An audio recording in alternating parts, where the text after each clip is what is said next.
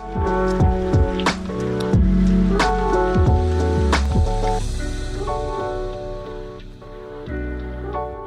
my name is Matthew Pfeiffer with MattPfeifferCoaching.com. Welcome to my YouTube channel. On this channel, I create videos and content about toxic, narcissistically abusive relationships, self-love, emotional intelligence. And if you have a question that you want me to answer on this channel, make sure you send it to justaskmatt at MattPfeifferCoaching.com. Again, that is justaskmatt at MattPfeifferCoaching.com.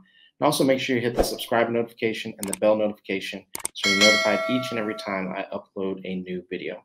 Also, this video is sponsored by BetterHelp. If you find this video to be useful, if you find this video to be helpful, and you feel like you need additional help outside of these videos that I put out, make sure you go to the link down below and you will see a link for BetterHelp. If you use my link, you will be able to get 15% off your first month with BetterHelp and to find an online therapist. With all that being said, let's get into today's email. So this email comes from a person who is starting to recognize some bad behavior within themselves, and they want to make some changes, and they are worried that it's going to alarm their significant other. So let's get into this email and let's break this down. Let's see if we can help this person out and in turn help some other people out who may have some similar struggles.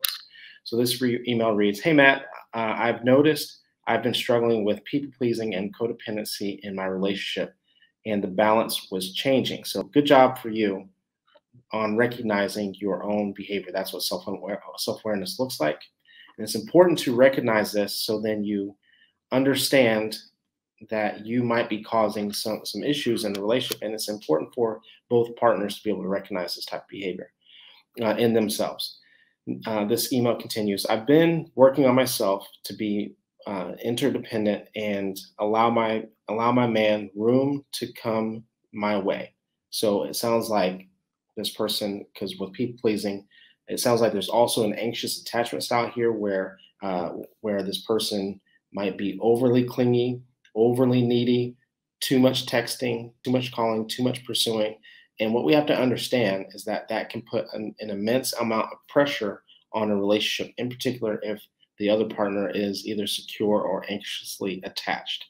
So let's continue with this email.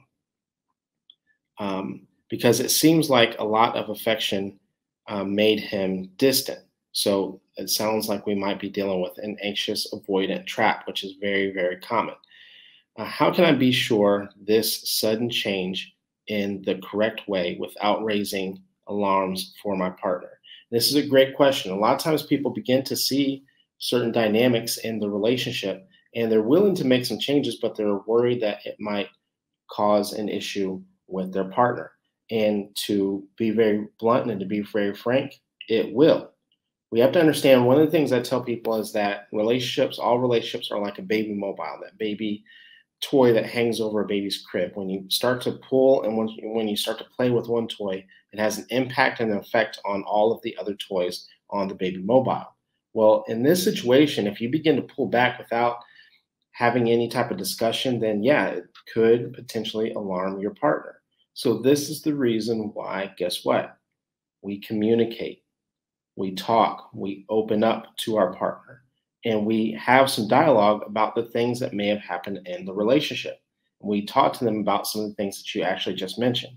It's very common for people to think that we just do things and we just kind of hide things and keep things in secret, when in all reality, I tell people to give your partner the answers to the test. Talk to them. This is your partner. This isn't a situation where you have to do everything on your own, because this is going to impact them. So you can have some very good, healthy dialogue to say, "I've noticed that I think that I come across clingy, needy. Maybe they've brought some things to your attention." And so you can tell them that, I'm really working on myself. I'm going to therapy. I'm doing coaching. I'm doing this, I've read this, and I'm starting to see what you have been talking about if they brought it to your attention. But we also have to understand that there's a partnership here, that the two of you are in this together. This is the reason why we want to open up. We want to have dialogue with our partner and allow for them to communicate how they want their needs to be met as well. Remember, both people need to have this conversation, because we also, when you pull back, this is one of the things that we have to understand about an anxious avoidant trap, which it sounds like we're in.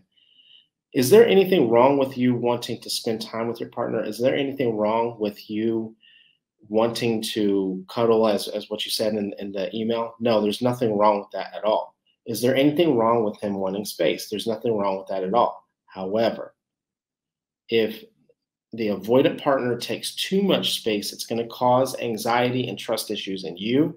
And if you pull back, or if you get too clingy, obviously that person is going to want to run. So the two of you have to talk about where that balance is.